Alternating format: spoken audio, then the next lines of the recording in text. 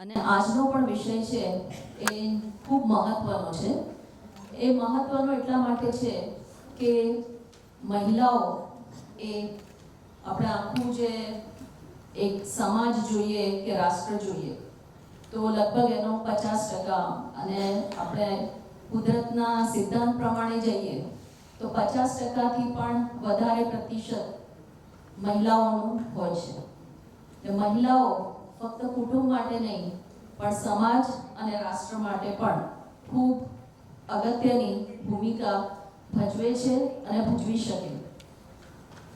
એક બાબત બધાને બહુ સારી રીતે ખ્યાલ છે કે ખરેખર મહિલાઓનું જેટલું પોટેન્શિયલ છે, એમનું જે સામર્થ્ય છે, એ સામર્થ્યના પ્રમાણમાં એમને જે આપણે તકો આપીએ છીએ અથવા એમને જે ડિસિઝન મેકિંગ નિર્ણય લેવા માટે જે પ્લેટફોર્મ આપીએ છીએ એ મળે છે એનાથી હજી ઘણું વધારે આપી શકીએ. અને આજનો જે કાર્યક્રમ છે, આ 2 દિવસનો કાર્યક્રમ છે, એમાં આઈ એમ વેરી હેપી કે તમને બધાને એ દિશામાં લઈ જવાના આટલા સારા પ્રયત્ન થઈ રહ્યા છે. પોતાનું જે કોન્ટ્રીબ્યુશન પોતાના કુટુંબ માટે, સમાજ માટે, રાષ્ટ્ર માટે મહિલાઓ કરી શકે એના માટે 3 વસ્તુ બહુ જ અગત્યની છે. પહેલા તો પોતે એ બાબતે જાગૃત હોય, પોતેને પોતાનામાં વિશ્વાસ હોય. જો પોતે જાગૃત ન હોય અને પોતાનામાં એવો વિશ્વાસ ન હોય તો ગમે એટલી તક મળે તમે તમારું જે પોટેન્શિયલ છે એ પ્રમાણે તમારું કોન્ટ્રીબ્યુશન આપી શકો નહીં. એટલે પહેલા તો પોતાનામાં બિલીવ કરો, પોતાની શક્તિઓમાં બિલીવ કરો અને એના માટે તમે તૈયાર હો, જાગૃત હોય, કરવા માટે જાગૃત હો. એ બહુ જરૂરી છે. ઘણી વખત મહિલાઓ પોતે એમનો ઉછેર ઘણીવાર એ રીતે થયો હોય, કૌટુંબિક વ્યવસ્થા એ રીતની હોય કે એમને પોતાને અંદરથી ભલે ગમે એટલા સક્ષમ હોય તો પણ કોન્ફિડન્સનું એક લેવલ જેટલું હોવું જોઈએ એટલું ના હોય. ઘણીવાર આપણે એ પણ જોયું છે કે એટલા ભણેલા ગણેલા ના હોય પણ કોન્ફિડન્સ બહુ જબરદસ્ત હોય. તો કોન્ફિડન્સ હોવો, પોતાની શક્તિ, પોતાના સામર્થ્યમાં વિશ્વાસ હોવો, આત્મવિશ્વાસ હોવો, આત્મસન્માન હોવો, આ પહેલી જરૂરિયાત છે. અને આપણે પોતે જાગૃત કરી શકીએ. આપણને કોઈ બીજા ના કહી શકે કે તમે આ કરી શકો ને તમે આ ના કરી શકો. આપણે બધા જૈન દર્શનથી અમુક અંશે બધા એના જે સિદ્ધાંતો છે એનાથી વાકેફ છીએ. તો આપણે જાણીએ છીએ કે મહિલાઓ અને પુરુષમાં ફક્ત એક જ ભેદ છે. શું ભેદ છે? પુરુષો એ મુનિપણું ધારણ કરી શકે અને મહિલાઓ પણ મહાવ્રત ધારણ કરી શકે પણ આરિત્ર તરીકે. બસ આ જ એક ફરક છે, બાકી કોઈ ફરક નથી. આ પદ પર જ્યારે પુરુષ પહોંચે, મુનિપદ ધારણ કરે, ત્યારે જ એનું સામર્થ્ય થોડું વધારે થાય છે. બાકી બધી બાબતમાં મહિલાઓ અને પુરુષમાં કોઈ ફરક રહેતો નથી. એ બાબત પહેલા આપણે સમજવી પડે, આપણે સ્વીકારવી પડે અને પોતાનામાં આત્મવિશ્વાસ કેળવવો પડે. તો આ આત્મવિશ્વાસ ખૂબ જરૂરી છે. આપણે અમુક મહિલાઓનું આપણે નામ સાંભળ્યું છે, ઇન્દુબેન ખાખરાવાળા છે, ગીલાબેન છે. આ લોકો એટલા બધા કોઈ બહુ મોટી ડિગ્રી કે બહુ મોટા પદ ઉપર નહોતા. એ લોકોએ બહુ નાનું પોતાનો વ્યવસાય શરૂ કરેલો પણ એમની કોઠાસૂઝ, એમનું જે સામર્થ્ય એમણે પૂરેપૂરું બહાર લાવ્યું. અને કઈ રીતે તમે બહાર લાવી શકો? એ બહાર લાવી શકવા માટે જે તમારી પાસે શક્તિ છે એ પણ એવી શક્તિ છે કે પુરુષો પાસે તમારાથી થોડી ઓછી જ હોય છે. એ છે સંવેદનશીલતા. બીજા શું મહેસૂસ કરે એ એક ઈશ્વરે એ નારીને એક વરદાન આપેલું છે કે ધારે તો બહુ સારી રીતે સમજી શકે કે બીજાને શું પ્રશ્ન છે, બીજાને શું તકલીફ પડી રહી છે, એનું સંવેદન કરી શકે, એને સમજી શકે. તમારે કોઈ પણ રીતે વ્યવસાય કરવો હોય, આર્થિક રીતે કોઈ પણ રીતે મદદરૂપ થવું હોય તો આ ખૂબ અગત્યનું છે. અત્યારે આપણે આટલું બધું સ્ટાર્ટઅપ ને બધું સાંભળીએ છીએ, શું છે એ જ બાબત છે કે જે ઇનોવેશન કરે છે. એ સમજી શકે છે કે સમાજમાં અથવા રાષ્ટ્રમાં એવી કોઈ ઉણપ છે, મોટી ઉણપ છે, મોટી જરૂરિયાત છે કે જે અત્યારની વ્યવસ્થા પૂરી કરી શકતી નથી, અને એ સારી રીતે કઈ રીતે પૂરી કરી શકીએ એનો એ રસ્તો શોધે છે. અને એવો રસ્તો શોધે છે કે બહુ ઝડપથી મોટા પાયા ઉપર એ વ્યવસ્થા આપી શકે. એ જ ઇનોવેશન છે. ઇનોવેશન બીજું કંઈ નથી. તો એ સંવેદનશીલતા છે. બીજાની જરૂરિયાત, બીજાને ક્યાં તકલીફ પડે છે, બીજાને ક્યાં એક સર્વિસ નથી મળતી, એમને એક જરૂરિયાત છે પણ નથી મળી શકતી, એ સમજીને એને એક બિઝનેસ મોડલ બનાવીને આપે છે, તો એ એક સ્ટાર્ટઅપ બની જાય છે. આ બાબત, આ શક્તિ મહિલાઓમાં બહુ જ સારી રીતે એમને મળેલી છે. અને આનો તમે જો સારી રીતે ઉપયોગ કરો તો તમે કુટુંબને, તમારા બૃહદ કુટુંબને અને સમાજને પણ ખૂબ ઉપયોગી થઈ શકો. તો સંવેદનશીલતા, આત્મવિશ્વાસ, પોતાનામાં ભરોસો હોવો આ બહુ જરૂરી છે. આત્મવિશ્વાસ છે, સંવેદનશીલતા છે. હવે તમને એ પણ ખબર છે કે તમારે શું કરવું જોઈએ, પણ એ કેવી રીતે કરવું એ એક સ્કિલ છે, એક કળા છે. અને કોઈ પણ ઉંમર હોય, એ કોઈ પણ સ્કિલ ડેવલપ કરવા માટે ક્યારે પણ બાધારૂપ નથી.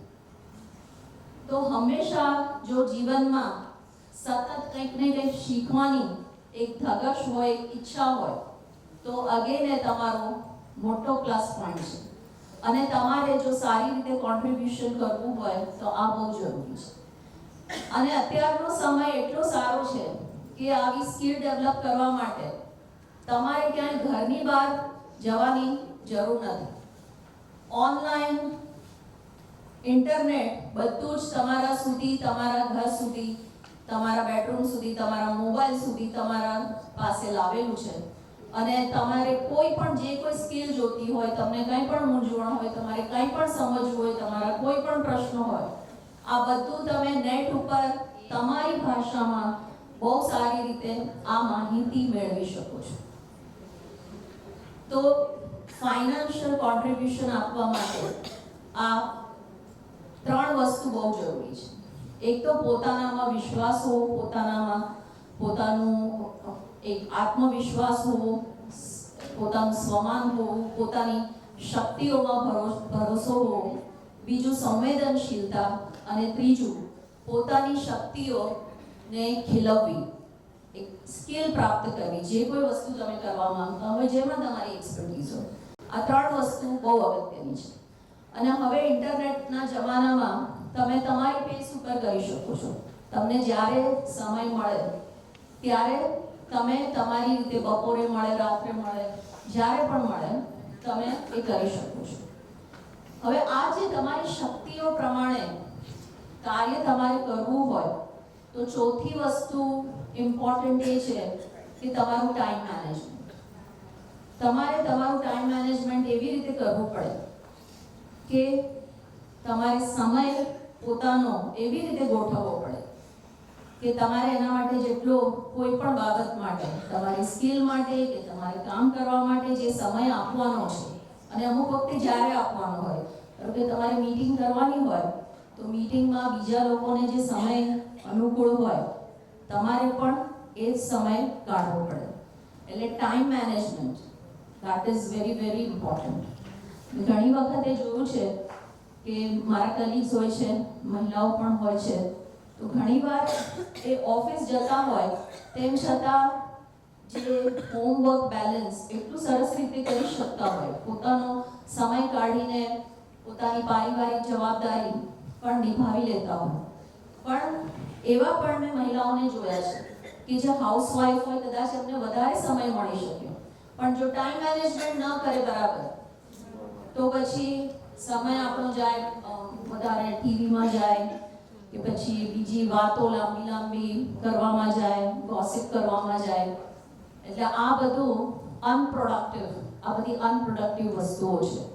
એમાંથી સમય કાઢીને તમને જે આટલી શક્તિઓ મળી છે, એક માનવ તરીકે અમાપ શક્તિઓ મળેલી છે, એનો સારી રીતે ઉપયોગ, સાચી રીતે ઉપયોગ થાય એના માટે આપણે જૈન દર્શનથી સારી રીતે વાકેફ છીએ. આપણે જે અનર્થ દંડ કહીએ છીએ, અનર્થ દંડ એ શું છે? આપણું જે જૈન દર્શન છે એટલું સરસ છે કે જીવન કઈ રીતે જીવવું એનું આખું આપણને શીખવે છે. તો એ અનર્થ દંડ આપણે સમજી લઈએ ને તો આપણો ઘણો બધો સમય વેડફાતો બચી જાય. અને ખાલી સમય નહીં, પણ એક આપણે જો ખોટી કોઈ ગોસિપ કરીએ કે એવું બધું કરીએ એનાથી ઘણા બધા કોમ્પ્લિકેશન સર્જાતા હોય છે. આ બધું બચી જાય. એટલે તમારો સમયનો સદુપયોગ તમે કરો એ ખૂબ જરૂરી છે. જો તમારે કંઈ પણ મિનિંગફુલ કોન્ટ્રીબ્યુશન કરવું હોય તો આ 4 વસ્તુ ખૂબ જ જરૂરી છે. 4 વસ્તુમાં પોતાનામાં વિશ્વાસ હોવો જોઈએ, તમારામાં એક જે કોઈ સ્કિલ છે એ તમારી સ્કિલ તમે બહાર લાવો, એના માટે સતત નવું શીખવું જોઈએ. તમારો જે ટાઈમ મેનેજમેન્ટ છે એ તમારો બરાબર થવો જોઈએ. આ ખૂબ અગત્યનું છે. હવે આના માટે તમારું જે ફેમિલી મેનેજમેન્ટ છે એ પણ ખૂબ અગત્યનું છે. તમારું જે ફેમિલી યુનિટ છે, એક રાષ્ટ્ર આટલું મોટું છે તો તમારું ફેમિલી એને જ રિપ્રેઝન્ટ કરે છે. રાષ્ટ્ર પાસે હ્યુમન રિસોર્સિસ એટલે માનવ સંસાધન છે, તો તમારા ફેમિલીમાં પણ માનવ સંસાધન એટલે હ્યુમન રિસોર્સિસ છે. તો એનો તમે બરાબર ઉપયોગ કરો, ઇન્ક્લુડિંગ યોરસેલ્ફ. એ ખૂબ જરૂરી છે. કોઈને વધારે પડતું જરૂર કરતાં વધારે મહત્વ આપીએ અને કોઈને જરૂર કરતાં ઓછું આપીએ એ અગત્યનું નથી. આજે તમે આર્થિક કોન્ટ્રીબ્યુશન એટલે તમે કંઈ કમાવા જાઓ એ તો છે જ ઇમ્પોર્ટન્ટ, પણ એની સાથે સાથે તમે તમારા પરિવારને કઈ રીતે નર્ચર કરો છો, તમારા પરિવારને કઈ રીતે ઊભું કરો છો, એ પણ ખૂબ અગત્યનું છે. હવે તો એ બાબત ઘણી ઓછી થઈ જાય છે, પણ પહેલા આપણે ખાસ કરીને જૈન કોમ્યુનિટીમાં આ બાબત જોઈ છે કે દીકરાને આપણે જે જેન્ડર પરસેપ્શન એક કહીએ આપણી કોમ્યુનિટીમાં હોય છે, એ બિલકુલ નહીં હોવું જોઈએ. તમારી દીકરી અને દીકરો, તમે એક વિચાર કરો, આપણે હંમેશા એવું એક ધારણા બનાવીને ચાલે છે કે દીકરો છે કુટુંબને સાચવશે, એનો સહારો બનશે, એનું કમાઈને લાવશે અને દીકરીને બીજા ઘરે મોકલવાની છે. એટલે જાણતા અજાણતા દીકરાને જ વધારે મહત્વ આપો છો. આ કેટલું ખતરનાક પુરવાર થઈ શકે. એક હું તમને ઉદાહરણ આપું. ધારો કે દીકરો અને દીકરી બંનેનું સેમ પોટેન્શિયલ છે, તો તમે એક ઉપર જ બધો ભાર નાખી દીધો. જ્યારે બંને ઇક્વલ, જે પરિવારની જવાબદારી માટે બંને ઇક્વલી એ જવાબદારીઓ ઉપાડી શકવાની એમનામાં શક્તિ છે, તેમ છતાં આવા પરસેપ્શન, આવા વિચારથી અને એવા ઉછેરથી આપણે એકને જ તૈયાર કરવું. આને સબ ઓપ્ટિમલ આઉટકમ કહેવાય. તમારા પરિવારમાં તમને બે મહત્વના સ્તંભ મળવાના હતા, 2 મહત્વના પાયા મળવાના હતા, પણ તમે એકને જ એવી રીતે એનો ઉછેર કર્યો તો બીજાનું પોટેન્શિયલ એટલું ઓછું થયું. અને ધારો કે એવું પણ શક્ય છે કે દીકરીની કદાચ થોડી વધારે પોટેન્શિયલ હોય, દીકરાની પણ હોય પણ દીકરીની વધારે હોય, તો તમે એટલું નુકસાન કરી લો. કેમ નુકસાન કરી લો? એનું વધારે પોટેન્શિયલ છે, એને આપણે તક નહીં આપી. અને દીકરાનું કદાચ થોડું ઓછું પોટેન્શિયલ હોય, એના ઉપર આપણે એટલું બધું પ્રેશર નાખી દઈએ કે એટલો બધો એ અંદરથી મૂંઝાય વ્યક્તિ, કારણ કે એનું પોટેન્શિયલ એટલું હોય નહીં, પણ બધાના એક્સપેક્ટેશન એના ઉપર હોય. એટલે તમારા પરિવારનું હ્યુમન રિસોર્સિસ એને બેલેન્સ રાખો. અને એવી જ રીતે તમારા પરિવારમાં પુરુષ સદસ્યો છે, મહિલા સદસ્ય છે, કોઈનું પણ એવું નહીં હોવું જોઈએ કે ઓવર ડિપેન્ડન્સ બીજા ઉપર હોય. તમે પણ ઓવર ડિપેન્ડન્ટ નહીં હોવા જોઈએ અને તમારા પતિ હોય કે બીજું કોઈ હોય, તમારો દીકરો હોય કે દીકરી હોય, કોઈ પણ એકબીજા ઉપર ઓવર ડિપેન્ડન્ટ નહીં હોવા જોઈએ. એ એમના જીવનના ઘડતર માટે બહુ સારી બાબત નથી. કંઈ પણ થાય તો એ લોકો એ પરિસ્થિતિનો સામનો કરી ના શકે. તમે પોતાની જાતને પણ એવી રીતે તૈયાર કરો કે કોઈ પણ પરિસ્થિતિ હોય, ક્યારે જીવનમાં ગમે ત્યારે એવી સંકટભરી પળો આવી શકે કે જ્યારે તમારે કમાન્ડ લેવો પડે, કંટ્રોલ લેવો પડે, અને જો ત્યારે તમને કંઈ ખબર ન હોય, તમે ડિપેન્ડન્ટ હોય, તમને ફેમિલીના ફાઇનાન્સની ખબર ન હોય, તો કેવી પરિસ્થિતિ સર્જાય. તમને લોકો ચીટ કરી શકે છે. તમારું જે એ વખતે જો તમે બરાબર ડિસિઝન ન લીધું, વાઇટલ ડિસિઝન લેવાનું હોય અને તમને ખબર ન હોય તો મોટું નુકસાન થઈ શકે છે. એટલા માટે ક્યારે પણ કોઈ પણ એક વ્યક્તિ બીજા ઉપર ઓવર ડિપેન્ડન્ટ નહીં હોવી જોઈએ.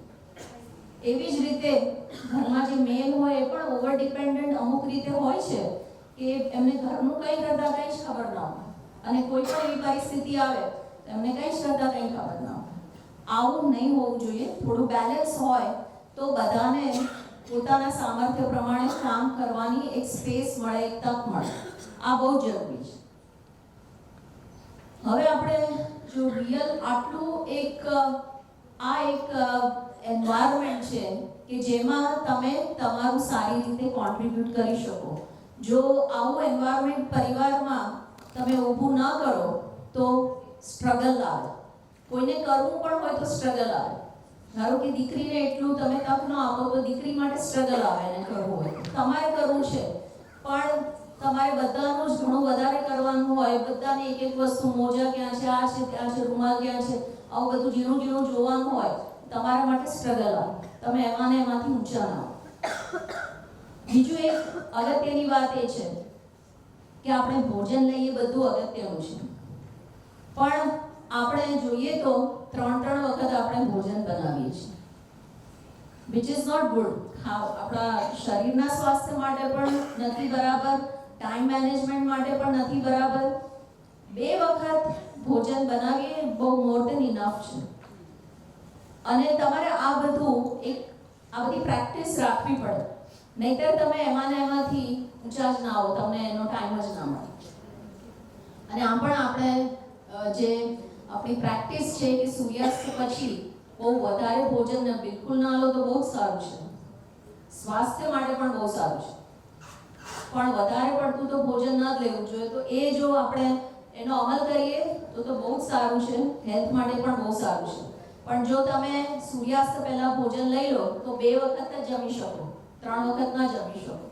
તો આ બધું ટાઈમ તમારે કાઢવા માટે, એક ફેમિલીને મેનેજ કરવા માટે આ ફાઉન્ડેશન બહુ જરૂરી છે. હવે આપણે ફાઇનાન્સ તરફ આવીએ તો 2-3 વસ્તુ ખૂબ પાયાની છે. આપણે જો એને મગજમાં ન રાખીએ તો આપણે જોયું છે ફેમિલીને પાયમાલ થતા માટે.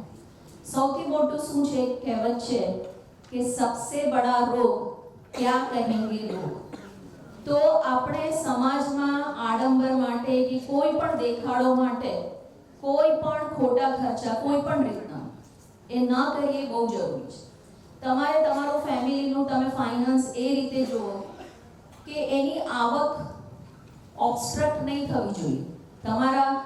ઓલવેઝ તમારા ફેમિલીને એક લિક્વિડ ઇન્કમ સતત જોઈએ, અમુક બેર મિનિમમ જોઈએ. એ ઓબસ્ટ્રક્ટ નહીં થવી જોઈએ. એ આપણે ઓબસ્ટ્રક્ટ કઈ રીતે કરીએ? આપણી શક્તિ હોય એનાથી વધારે જમીન તમે લઈ લો, એનાથી મોટું ઘર લઈ લો, જરૂર કરતાં વધારે દાગીના લઈ લો, જરૂર કરતાં મોટો લગ્ન પ્રસંગ કરી દીધો. આ બધું શું છે? તમે તમારા ફેમિલીના ફાઇનાન્સને વેડફી રહ્યા છો. તો ક્યારે પણ ચાલુ જે આવક હોય એને બંધ કરીને અનપ્રોડક્ટિવ ખર્ચા નહીં કરવા જોઈએ. એનો એક પર્સન્ટેજ હોય, એને એક લિવરેજ કહેવામાં આવે ફાઇનાન્શિયલ લેંગ્વેજમાં. એટલા પૂરતો જ કરાય, એનાથી વધારે ના કરાય. જો તમે કરો તો તમે તમારા પરિવારના ફ્યુચર ઉપર મોટો ક્વેશ્ચન માર્ક લગાડો છો. એટલે ખાસ કરીને સમાજમાં દેખાડવા માટે તો આવા ખર્ચા કરાય જ નહીં. આનાથી તમને કંઈ ના મળે. પણ તમારા પરિવારને ભવિષ્યમાં તમે નુકસાન જરૂર પહોંચાડશો. અને એમાં પણ જો લોન લઈને કરો તો એનાથી મોટી તો કોઈ ભૂલ જ નથી. તમે કેવી જગ્યાએ ખર્ચો કરો તો એ ઉગી નીકળે. શિક્ષણમાં ખર્ચો કરો, ઉગી નીકળે. પરિવારના સ્વાસ્થ્ય માટે ખર્ચો કરો, ઉગી નીકળે. એને સ્પોર્ટ્સ આવું બધું શીખવાડો, આવું બધું તમે પણ થોડું જે કોઈ પ્રવૃત્તિ હોય એવી કરો. ફિઝિકલ તમારી એક્સરસાઇઝ તમને મેન્ટલી એન્ગેજ રાખે, આ બધું ઉગી નીકળે. તો કયો પ્રોડક્ટિવ ખર્ચો છે પરિવાર માટે અને કયો નથી, એ ખૂબ અગત્યનું છે. અને કોઈ પણ પ્રકારના ખોટા ખર્ચા, ઘણાને મેં એવું જોયું છે 4-4, 5-5 ગાડી, પણ તમારી પાસે જો એટલો બધો પૈસો હોય ને તમે રાખતા હોય એનાથી બહુ ફરક ના પડતો હોય then it's okay. અધરવાઇઝ આ બધું વ્હાઇટ એલિફન્ટ કહેવાય. એનાથી ડ્રેન વધારે થાય, તમને આવક ના મળે. એના બદલે જો તમારી પાસે પૈસો વધારે પણ હોય તો એને તમે બરાબર સારી રીતે ઇન્વેસ્ટ કરો. એક સેવિંગની પણ એક તમે હેબિટ રાખો અને એને સારી રીતે ઇન્વેસ્ટ કરો. હવે એટલા બધા સેવિંગ માટે એવેન્યુઝ છે, પણ તમે જ્યારે પણ ઇન્વેસ્ટ કરો ત્યારે સમજ્યા વગર ક્યારે પણ નહીં કરવાનું. પોસિબલ છે એક વખતમાં ના સમજાય, 2 વાર જોવો, 3 વાર જોવો, 5 લોકોને પૂછો, અલગ અલગ એક્સપર્ટને પૂછો, પણ જે કરો એ સમજી વિચારીને કરો. ક્યાંકથી તમને સારી રેન્ટની આવક થતી હોય કે તમે મ્યુચ્યુઅલ ફંડમાં ઇન્વેસ્ટ કરો અને એની આવક થતી હોય તો એમાં તમે ઇન્વેસ્ટ કરો.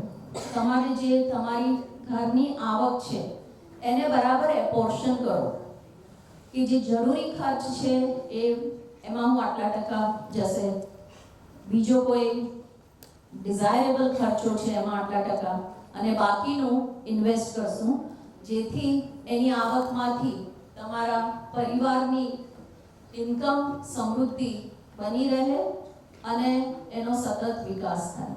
આ ખૂબ જરૂરી છે. તમારો જો પોતાનો બિઝનેસ હોય, તમારો પારિવારિક બિઝનેસ હોય તો તમારી પાસે એમાં કોન્ટ્રીબ્યુટ કરવાની ઘણી બધી તકો રહેલી છે.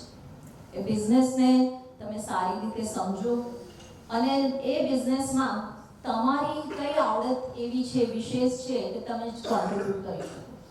કોઈ પ્રોડક્ટ હોય તો એના પ્લાનિંગમાં, કોઈ પણ પ્રોડક્ટ હોય તો how can you make it more efficient. એ પ્રોડક્ટને ઓછા ખર્ચે સારી ક્વોલિટી વાળું કઈ રીતે બનાવી શકાય અને એમાંથી તમે વધારે પ્રોફિટ કઈ રીતે કરી શકો. કોઈ પણ ઇન્વેસ્ટમેન્ટ હોય એના 2 પાસા છે. કોઈ પણ ઇન્વેસ્ટમેન્ટ હોય, એક રિસ્ક છે અને એક રિટર્ન છે. તો રિસ્ક અને રિટર્ન આપણે એક નાનું સર્કલ ડ્રો કરીએ અને વચ્ચેથી લાઈન દોરીએ તો બંને સાઈડના 2 પોઈન્ટ હોય. તો એક બાજુ આપણે રિસ્ક રાખીએ અને બીજી બાજુ રિટર્ન. જો ઓછું રિસ્ક હોય તો ઓછું રિટર્ન મળે, અને જો એ સર્કલ મોટું કરીએ, વધારે રિસ્ક લઈએ તો વધારે રિટર્ન મળે, પણ વધારે રિટર્ન મળે વધારે લોસ પણ થાય, અને ઓછું રિટર્ન મળે તો ઓછો લોસ થાય. એટલે આ બાબત આપણે સતત ધ્યાનમાં રાખવાની છે. એવડું મોટું રિસ્ક, જરૂર કરતાં વધારે મોટું રિસ્ક આપણે નહીં લેવાનું, કારણ કે લોસ થવાની પણ એટલી જ મોટી સંભાવના રહેલી છે. એટલે ઓલવેઝ રિસ્ક અને રિટર્નને આપણે બેલેન્સ કરીને ઇન્વેસ્ટ કરવાનું, આયોજન કરવાનું અને બને ત્યાં સુધી સેફ રીતે કરવાનું. તમારું ઓછામાં ઓછું 70 to 75% ઇન્વેસ્ટમેન્ટ સેફ હોવું જોઈએ. એવી રીતે હોવું જોઈએ અને અલગ અલગ રીતે હોવું જોઈએ કે એકમાં નુકસાન થાય તો એકમાં તો ફાયદો થાય. એવું ઇન્વેસ્ટમેન્ટ નહીં કરવાનું કે એક જ સમયે બંનેમાં નુકસાન થાય. એને આપણે હેજિંગ કરવું કહીએ. હેજિંગ કરવું એટલે એને એક સાદી ભાષામાં કહીએ તો આપણે જે સંભાવના રહેલી છે લોસની એને શક્ય હોય એટલું ઘટાડી રહ્યા છીએ. તમારી પાસે 3 થી 4 વસ્તુઓ છે ઇન્વેસ્ટમેન્ટ માટેની, તો આપણે એવી રીતે કરવાનું. ધારો કે કોઈ પણ એવી પરિસ્થિતિ સર્જાય ને એક ઇન્વેસ્ટમેન્ટમાં લોસ થાય તો બીજામાં ન થાય, અને એના માટે તમે એક્સપર્ટની એડવાઇસ લઈ શકો છો. બેંકમાં હોય છે અલગ અલગ, અને એકની નહીં લો, વધારે લો. આવી બધી એડવાઇસ, આનો પોડકાસ્ટ પણ હોય છે, સોશિયલ મીડિયામાં પણ હોય છે. એનો અભ્યાસ કરીને સમજીને જ કરવાનું, સમજ્યા વગર ક્યારે પણ નહીં કરવાનું. ન સમજાય તો ફરીને જોવો, વાંચો અને સમજો અને પછી તમારો નિર્ણય લો. તો જો તમે આ બધું ધ્યાન રાખશો તો આઈ થિંક તમે પોતે પણ અંદરથી ખૂબ ખુશ રહેશો. જ્યારે આપણે કોઈ પણ સારું કામ કરીએ તો એનો સૌથી મોટો ફાયદો આપણને થતો હોય છે. આપણને અંદરથી એક સંતોષ થતો હોય છે, આનંદ થતો હોય છે કોઈ સારા કામ કરવાનો. અને પરિવારને અને સમાજને તો થશે જ, ફાયદો થશે જ. તો આને આપણે કહીએ વિન વિન સ્ટ્રેટેજી. બધા માટે વિન વિન, બધા માટે સારું.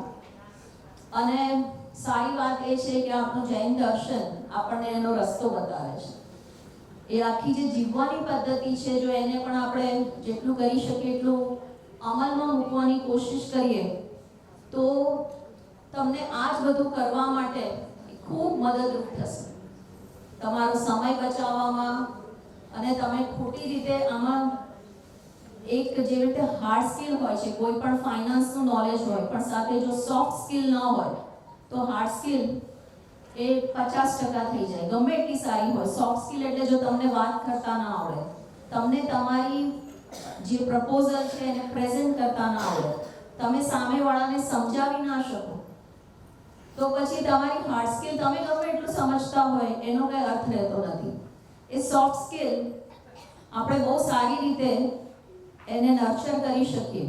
અને આપણું જૈન દર્શન પણ એનો રસ્તો બતાવે છે, જે ભાષા સમિતિ છે, હિત મિત અને પ્રિય વચન બોલવા.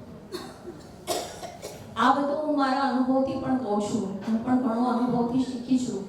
અને આ જૈન દર્શનને પણ સમજીને જેટલું પોતાનામાં ઉતારવાની કોશિશ કરી એટલો મારો માર્ગ સરળ થયો છે.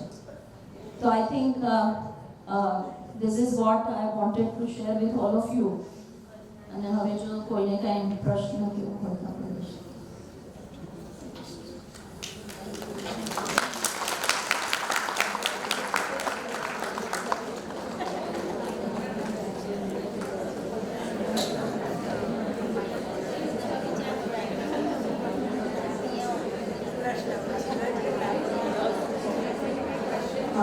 કોઈને આ રિલેટેડ કોઈ ક્વેશ્ચન્સ હોય તો પૂછી શકે છે. મને ક્વેશ્ચન છે, જનરલી હાઉસવાઇફ 40 યર્સ પછી થોડી નિવૃત્ત થતી હોય છે કે 10મા 12મા સુધી તો છોકરાઓનું એજ્યુકેશન પૂરું થઈ જાય છે. હવે અમને છે ને બહાર નીકળીને કંઈક કામ કરવું હોય છે. હવે મારા હસબન્ડની ડેથ થઈ ગઈ, હું કાંઈ કામ કરવા માંગુ છું તો કહે છે કે તમને કોઈ એક્સપિરિયન્સ નથી. ક્લાસમાં ભલે સેકન્ડ થર્ડ રેન્ક આવતો તો 50 આઉટ ઓફ 50 બેચમાં આવતા હતા, પણ અમને કોઈ સમાજ ચાન્સ નથી આપતો. એનો આગળ અમારા માટે કોઈ ચાન્સ છે ખરો?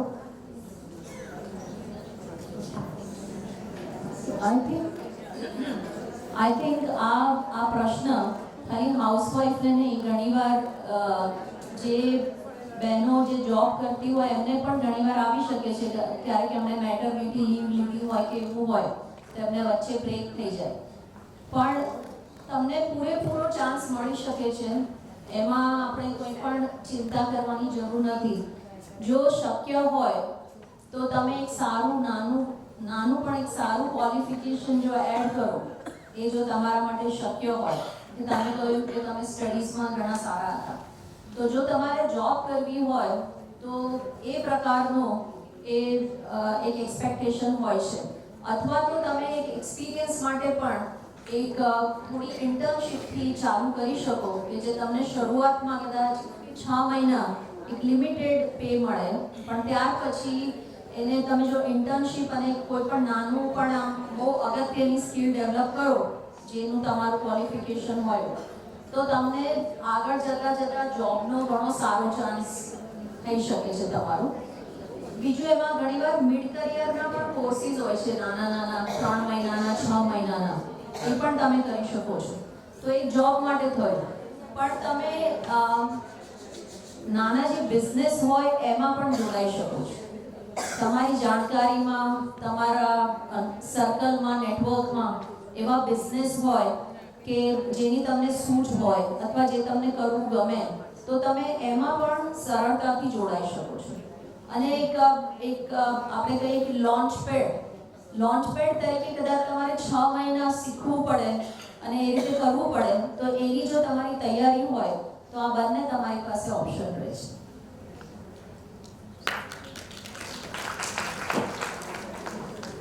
બીજા કોઈને કોઈ ક્વેશ્ચન?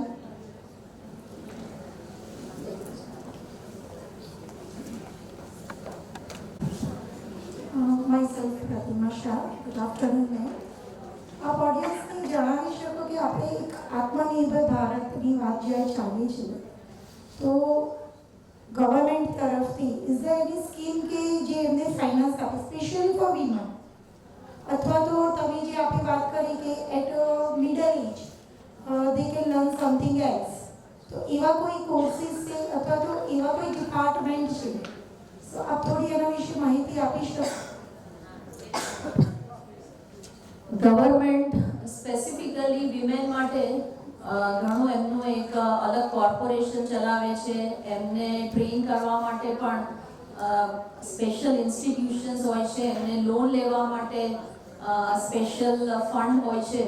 તો મહિલાઓ માટે ગવર્મેન્ટ ઘણો સપોર્ટ કરે છે. તમારે એમાં ટેકનોલોજી રિલેટેડ ટ્રેનિંગ લેવી હોય તો પણ એના માટે ગવર્મેન્ટ તરફથી સપોર્ટ કરવામાં આવે છે. મહિલા આર્થિક વિકાસ નિગમ છે.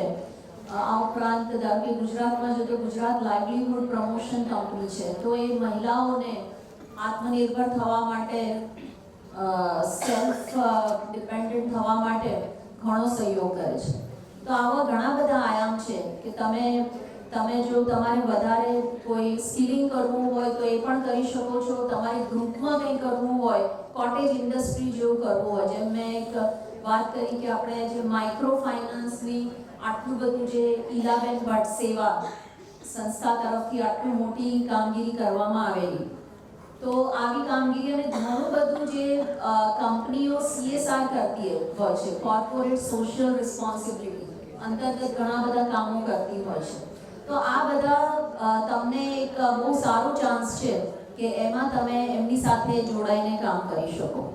અને રાજ્ય સરકાર તો આ બધું જે મેં કહ્યું એ પ્રમાણે મહિલા આર્થિક વિકાસ નિગમ, પછી ગુજરાત લાઇવલીહુડ પ્રમોશન કંપની, આવું બધું ઘણા બધા આવા આયામ છે કે તમને ટ્રેનિંગ પણ આપે, તમને પર્ટિક્યુલર સ્કિલની પણ ટ્રેનિંગ આપે, ઓવરઓલ ટ્રેનિંગ આપે, જેમાં તમને એકાઉન્ટિંગ, ફાઇનાન્સને કેવી રીતે મેનેજ કરવું, આ બધી ટ્રેનિંગ આપે.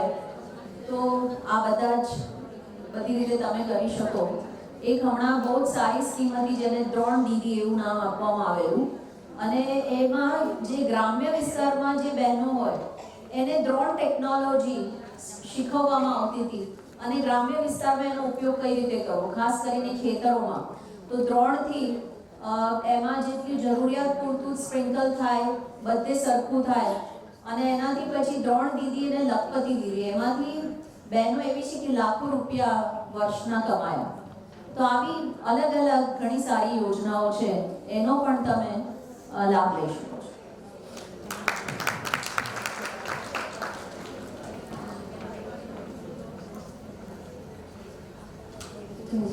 મોનાબેન ખંડાળા આપણે સ્પીચથી જાણ્યું કે ટાઈમ મેનેજમેન્ટ લાઈફમાં ઘણું જરૂરી છે. સાથે સાથે આપણે મની સેવિંગ કેવી રીતે કરી શકીએ, આપણે મની કેવી રીતે ઇન્વેસ્ટ કરવું અને એનું રિટર્ન કેવી રીતે આપણને સારું મળી શકે. હવે આપણે શ્રીમતી મોનાબેન ખંડાળાનું સ્વાગત કરવા સેજલબેન અને ડૉક્ટર સેજલનું આમંત્રિત કરીએ છીએ. હમણાં કીધું ને કે આટલી બધી સ્કીમો ને બધું ચાલતું હોય છે, એનો બધી જ મહિલા લાભ લઈ શકે છે. પણ ઘણી વાર એવું બને છે કે અમે જો જૈન છીએ તો અમને એનો લાભ નથી મળતો.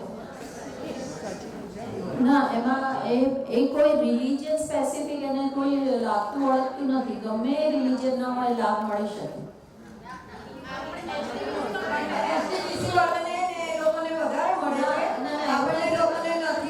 એમના માટે એક પર્સન્ટેજ, એક રિઝર્વડ અમુક હોય છે, પણ એના સિવાય બીજા બધાને મળી શકે. એમને 1% નો લાભ એમને જ મળે, પણ એવું નથી કે બધો લાભ એમને. અચ્છા, અને આ જ્યારે બી કોઈ પણ નવી સ્કીમ લોન્ચ થાય છે, જે બી ગવર્મેન્ટ જે બી કરતું હોય, તો એ જાણવા માટે કોઈ વેબસાઇટ કે કંઈ પણ હોઈ શકે તો ખરું ને?